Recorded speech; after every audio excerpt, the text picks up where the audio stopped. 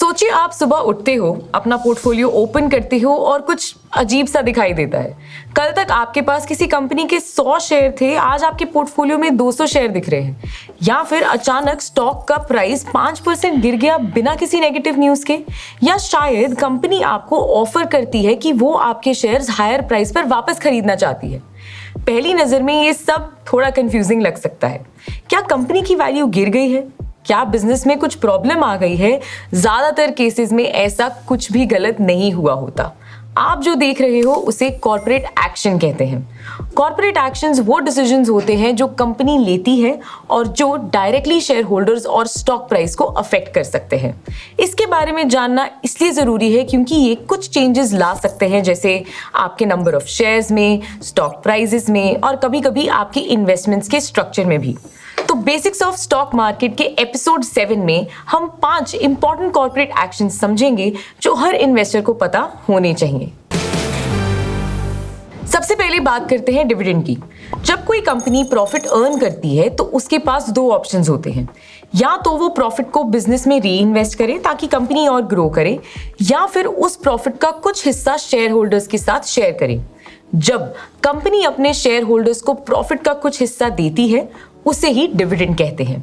Dividend usually पर share basis पर announce होता है। एग्जाम्पल के लिए, अगर कंपनी 15 रुपए पर शेयर डिविडेंड अनाउंस करती है और आपके पास 200 शेयर हैं तो आपको 300 रुपए की डिविडेंड इनकम मिलती है। कभी कभी डिविडेंड परसेंटेज बेसिस पर भी अनाउंस होते हैं, जैसे कि एक न्यूज में महाराष्ट्र स्कूटर ने 1600% डिविडेंड अनाउंस किया था। इसका मतलब होता है फेस वैल्यू पर 1600% डिविडेंड। अगर स्टॉक की फेस वैल्यू 10 है तो वो डिविडेंड 160 रुपए पर शेयर का होता है। आप सोच रहे होंगे कि फेस वैल्यू क्या होती है, पर क्या आपको पता है कि 2 और टर्म्स होती हैं, market value and book value. इन्हें बेटर समझने के लिए ये वीडियो जरूर देखें। ये डिविडेंड अमाउंट डायरेक्टली आपके ट्रेडिंग अकाउंट से लिंक्ड बैंक अकाउंट में क्रेडिट हो जाता है। डिविडेंड के साथ एक इंपॉर्टेंट टाइमलाइन भी होती है। ज्यादातर कॉर्पोरेट एक्शंस में यही टाइमलाइन लगभग ऐसे ही रहती है। सबसे पहली आती है डिक्लेरेशन डेट, जब company officially corporate action announce करती है। उसके बाद आती है रिकॉर्ड डेट, जब कंपनी चेक करती है कि कौन कौन से शेयर होल्डर्स डिविडेंड के लिए एलिजिबल हैं। और रिकॉर्ड डेट से एक दिन पहले होती है एक्स डिविडेंड डेट। इंडिया में T+1 सेटलमेंट साइकिल फॉलो होता है। इसका मतलब अगर आप एक्स डिविडेंड डेट से पहले स्टॉक बाय करते हो तो आपको डिविडेंड मिलेगा। अगर आप एक्स डिविडेंड डेट के बाद बाय करते हो तो डिविडेंड नहीं मिलेगा। एक और इंटरेस्टिंग चीज होती है, एक डिविडेंड डेट पर stock price usually dividend amount के आसपास एडजस्ट हो जाता है। एग्जाम्पल के लिए, अगर स्टॉक 400 पर ट्रेड कर रहा है और 20 रुपए का डिविडेंड अनाउंस होता है तो एक्स डिविडेंड डेट पर स्टॉक रफली 380 के आसपास ओपन हो सकता है। ये इसलिए होता है क्योंकि कंपनी अपना कुछ कैश शेयर होल्डर्स को डिविडेंड के रूप में देती है।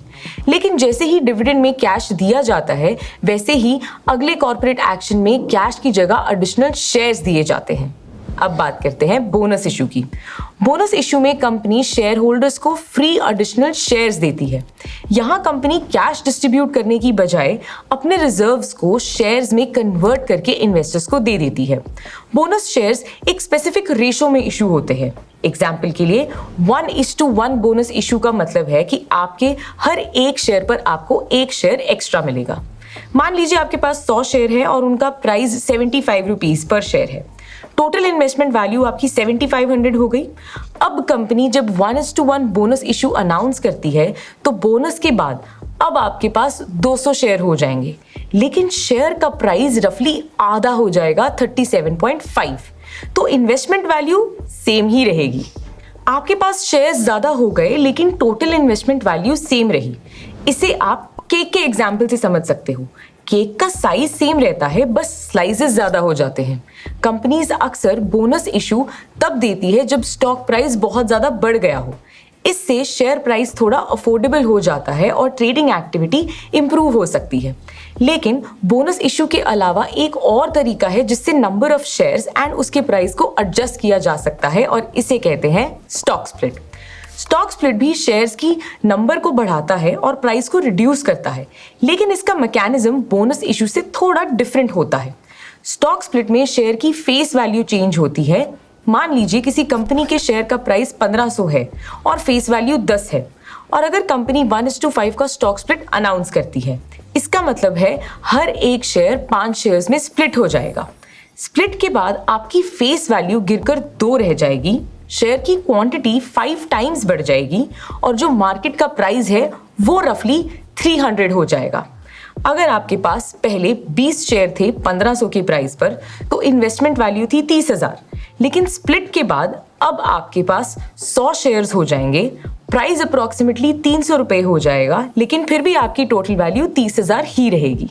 स्टॉक स्प्लिट का मेन पर्पस होता है कि शेयर्स को इन्वेस्टर के लिए अफोर्डेबल बनाना, लेकिन कई बार कंपनीज को और ज्यादा कैपिटल चाहिए होती है बिजनेस को ग्रो करने के लिए। उसके लिए आते हैं राइट्स इशू। राइट्स इशू में कंपनी अपने एग्जिस्टिंग शेयर होल्डर्स को न्यू शेयर्स खरीदने का राइट देती है, लेकिन ये शेयर्स फ्री नहीं होते। शेयर होल्डर्स को ऑप्शन दिया जाता है कि वो डिस्काउंटेड प्राइस पर एक्स्ट्रा शेयर्स खरीद सकती है। एग्जाम्पल के लिए अगर कंपनी 1:3 का राइट्स इशू अनाउंस करती है तो इसका मतलब है हर 3 शेयर पर आपको 1 शेयर एक्स्ट्रा खरीदने का राइट मिलेगा, वो भी डिस्काउंटेड प्राइस पर। कंपनीज राइट्स इशू का यूज करती हैं बिजनेस एक्सपैंड करने के लिए, डेट रिड्यूस करने के लिए, नए प्रोजेक्ट्स में इन्वेस्ट करने के लिए। लेकिन राइट्स इशू में अप्लाई करने का प्रोसेस बाकी कॉर्पोरेट एक्शंस की तरह उतना सिंपल नहीं होता। इसमें और भी बहुत सी चीजें होती हैं। मैं आपको सलाह दूंगी कि आप राइट्स इशू में पार्टिसिपेट करना चाहते हो अगर, तो ये डिटेल वीडियो जरूर देखें। अब बात करते हैं हमारे आखिरी कॉर्पोरेट एक्शन की, और वो है बायबैक। बायबैक तब होता है जब कंपनी अपने ही शेयर्स मार्केट से वापस खरीदती है। इससे मार्केट में अवेलेबल शेयर्स की टोटल क्वांटिटी कम हो जाती है। कंपनी के बायबैक करने के कई रीजंस हो सकते हैं, जैसे पर शेयर प्रॉफिटेबिलिटी इंप्रूव करने के लिए, प्रमोटर्स का स्टेक इंक्रीज करने के लिए, हॉस्टाइल टेकओवर से बचने के लिए, इन्वेस्टर्स को कॉन्फिडेंस सिग्नल देने के लिए, शेयर प्राइस को सपोर्ट करने के लिए। कई बार बायबैक प्रीमियम प्राइस पर अनाउंस होता है। एग्जाम्पल के लिए अगर स्टॉक 900 पर ट्रेड कर रहा है और कंपनी को लगता है कि 1050 पर बायबैक ऑफर करती है, तो शेयर होल्डर्स अपने शेयर्स उस प्राइस पर कंपनी को बेच सकते हैं। बायबैक अक्सर एक सिग्नल होता है कि मैनेजमेंट को लगता है कंपनी स्ट्रांग है और स्टॉक अंडरवैल्यूड। अब जल्दी से कुछ इंपॉर्टेंट चीजें जो हमें याद रखनी है वो समझते हैं। कॉर्पोरेट एक्शंस कंपनी के डिसीजंस होते हैं जो डायरेक्टली शेयर होल्डर्स और स्टॉक प्राइसेस को अफेक्ट करते हैं। डिविडेंड में कंपनी अपने प्रॉफिट्स का एक हिस्सा शेयर होल्डर्स को कैश के फॉर्म में देती है। बोनस इशू में शेयर होल्डर्स को फ्री एडिशनल शेयर्स मिलते हैं। स्टॉक स्प्लिट में एग्जिस्टिंग शेयर्स को डिवाइड करके नंबर बढ़ाया जाता है और प्राइस पर शेयर कम हो जाता है। राइट्स इशू में कंपनी एग्जिस्टिंग शेयर होल्डर्स को डिस्काउंटेड प्राइस पर नए शेयर्स खरीदने का अपॉर्चुनिटी देती है, और बायबैक में कंपनी अपने ही शेयर्स को मार्केट से वापस खरीदती है। इसलिए अगली बार जब आप किसी स्टॉक का प्राइस अचानक एडजस्ट होते हुए देखें तो जरूरी नहीं है कि कुछ नेगेटिव न्यूज ही है। हो सकता है कंपनी अपनी कैपिटल स्ट्रक्चर एडजस्ट कर रही हो, शेयर होल्डर्स को रिवॉर्ड कर रही हो, या फ्यूचर ग्रोथ के लिए प्रिपेयर कर रही हो। आई होप आपको ये सीरीज और ये एपिसोड पसंद आया होगा। ये था हमारे लिए बेसिक्स ऑफ स्टॉक मार्केट। मिलते हैं ऐसी ही अगली इंटरेस्टिंग वीडियोस और सीरीज में। तब तक के लिए हैप्पी इन्वेस्टिंग।